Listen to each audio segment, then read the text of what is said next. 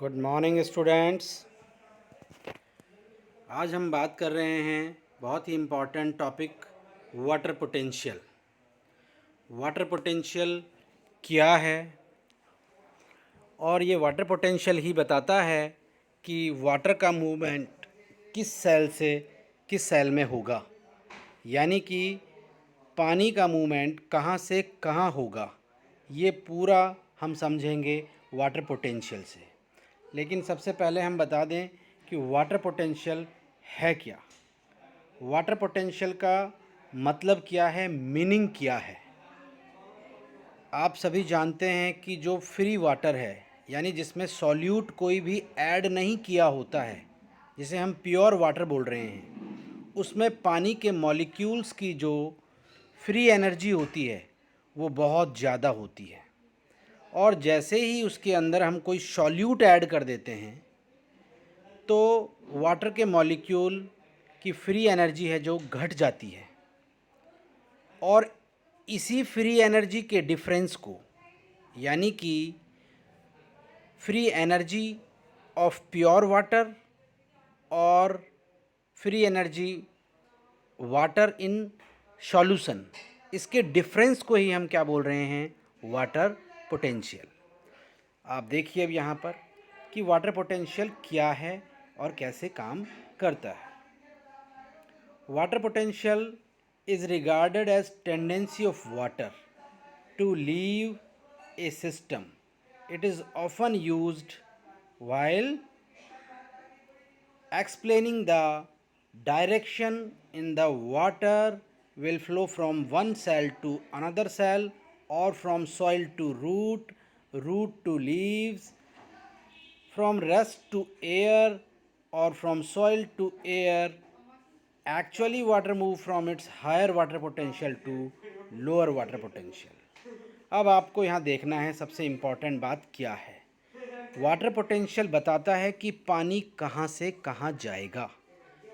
कहाँ से कहाँ जाएगा मतलब एक सेल से दूसरी सेल में, सॉइल से कैसे सेल में आएगा, प्लांट से एयर में कैसे जाएगा, या एयर से फिर सॉइल में कैसे आएगा। ये सारा का सारा समझ में आता है वाटर पोटेंशियल से। और एक बात तो आप जान लीजिएगा कि वाटर पोटेंशियल के कंसेप्ट के अकॉर्डिंग पानी हमेशा high water potential to low water potential की तरफ जाएगा। It is very important. Water always move from its high water potential to low water potential. इस चीज़ को दिमाग में रखना है कि पानी हमेशा हाई वाटर पोटेंशियल से लो वाटर पोटेंशियल की तरफ जाएगा। तो देखिएगा, the best way to express spontaneous movement of water from one region to another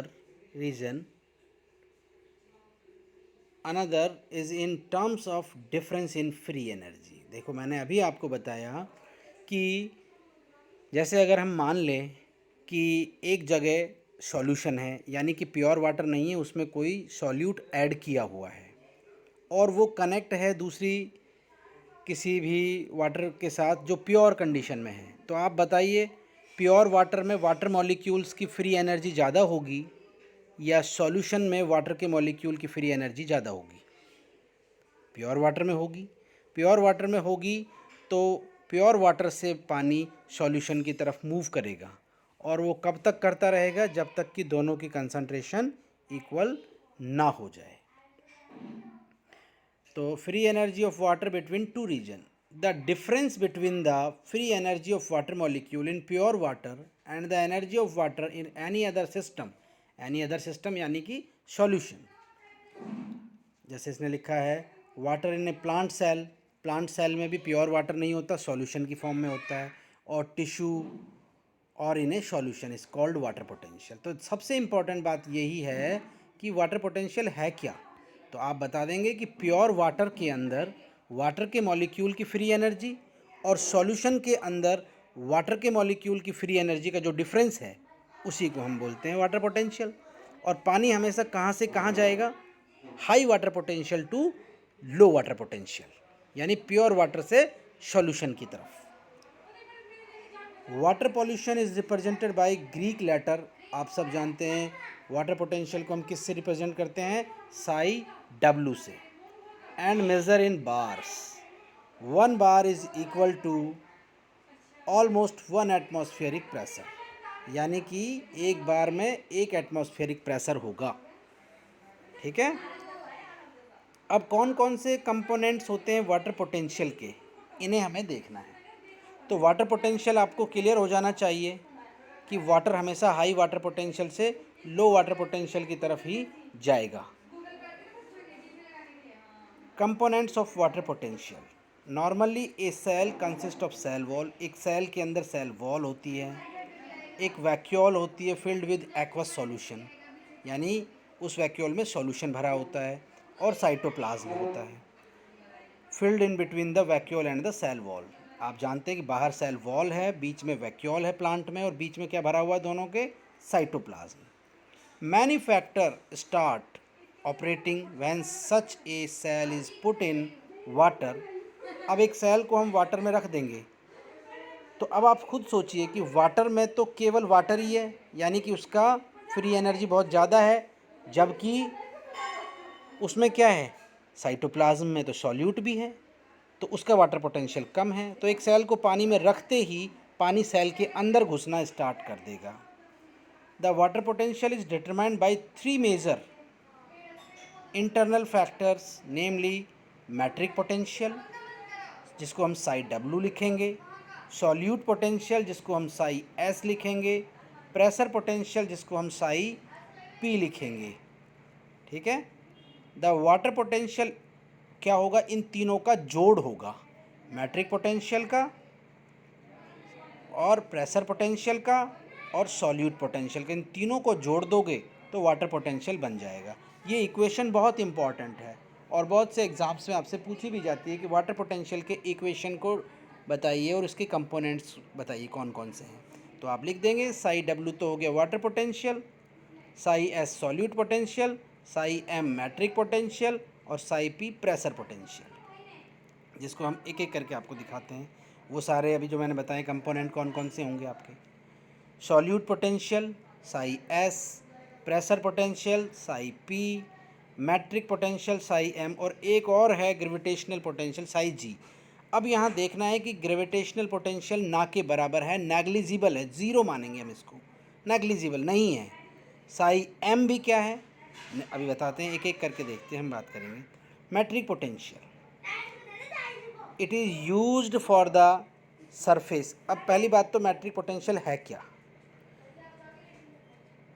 soil particle, cell wall, cytoplasm to which molecule of water are absorb, इनके द्वारा जो पानी एब्जॉर्ब किया जाता है उसको हम बोलते हैं मैट्रिक पोटेंशियल, जो लगभग नेग्लिजिबल या लगभग ना के बराबर है। During osmosis psi M is not significant, hence water potential will be as follow.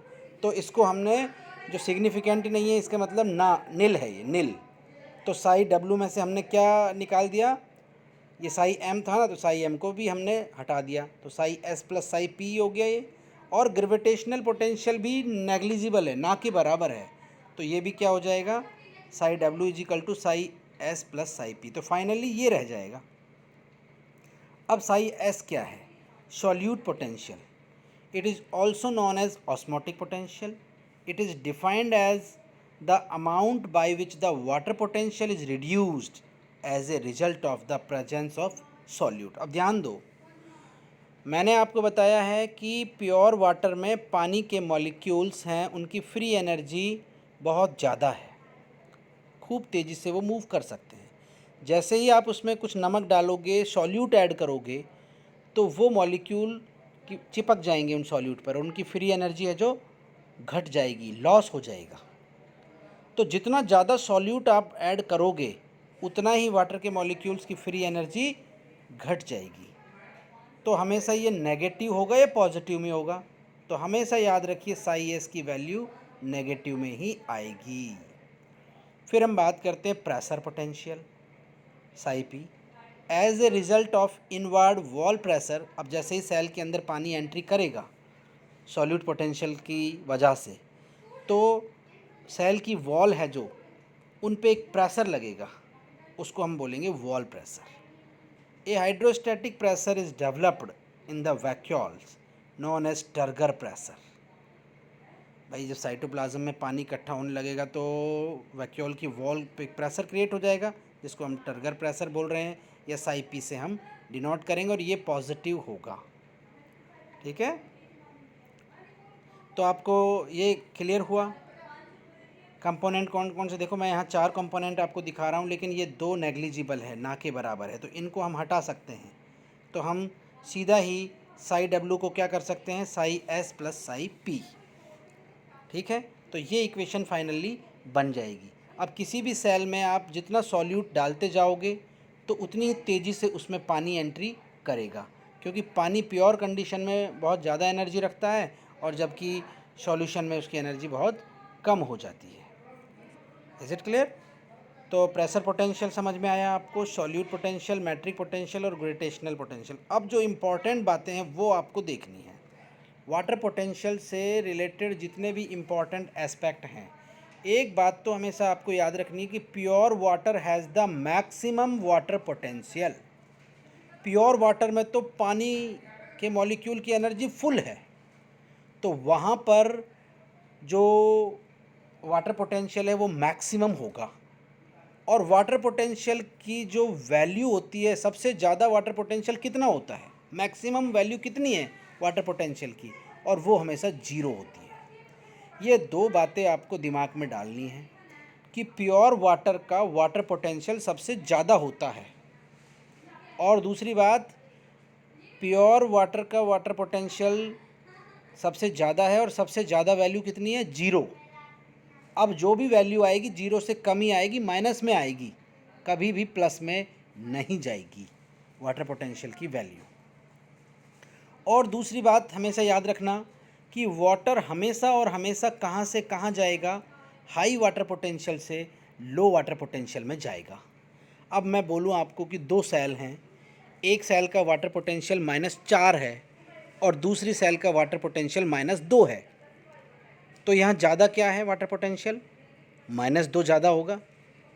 ठीक है, तो पानी कहाँ से कहाँ जाएगा, -2 से -4 की तरफ, क्योंकि हमने बताया है कि वाटर हमेशा कहाँ से कहाँ जाता है, हाई वाटर पोटेंशियल से लो वाटर पोटेंशियल की तरफ जाएगा। All solutions have lower water potential.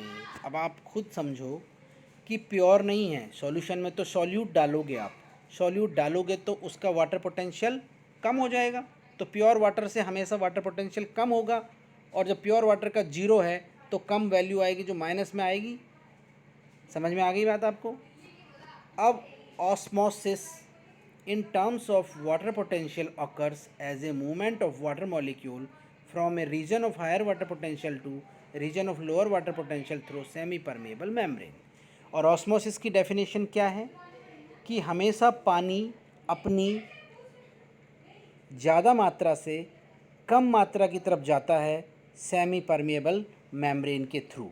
तो वो कम मात्रा और ज़्यादा मात्रा की जगह हम अब यहाँ क्या कंसेप्ट दे देंगे कि water always move from high water potential to low water potential through semipermeable membrane. यानी कि अब आप जानते हैं ना सेमी परमेबल मेम्ब्रेन क्या होती है।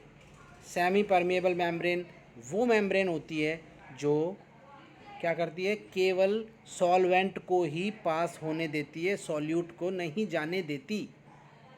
जबकि सेलेक्टिव परमेबल मेम्ब्रेन क्या होती है, सेलेक्टिव परमेबल मेम्ब्रेन में सॉल्वेंट तो जा सकता है लेकिन चुने हुए सॉल्यूट भी जा सकते हैं।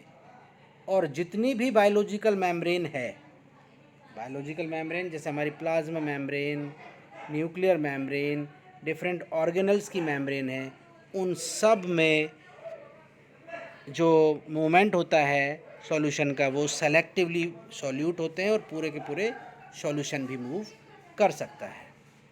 जबकि सेमी परमेबल में केवल सॉल्वेंट का ही मूवमेंट होगा। तो ये है पूरा वाटर पोटेंशियल। ये वाटर पोटेंशियल बहुत इम्पॉर्टेंट टॉपिक है और ये आपको आना ही चाहिए। एग्ज़ाम में शॉर्ट नोट्स भी आपसे पूछे जाते हैं और बहुत सारे ऑब्जेक्टिव क्वेश्चंस भी आते हैं। तो आप इसको करिएगा। वाटर पोटेंशियल के कंसेप्ट को समझना है और इसकी इक्वेशन को समझना है और इसके वेरियस कंपोनेंट्स को देखना है। आज के लिए इतना काफ़ी है। Thank you.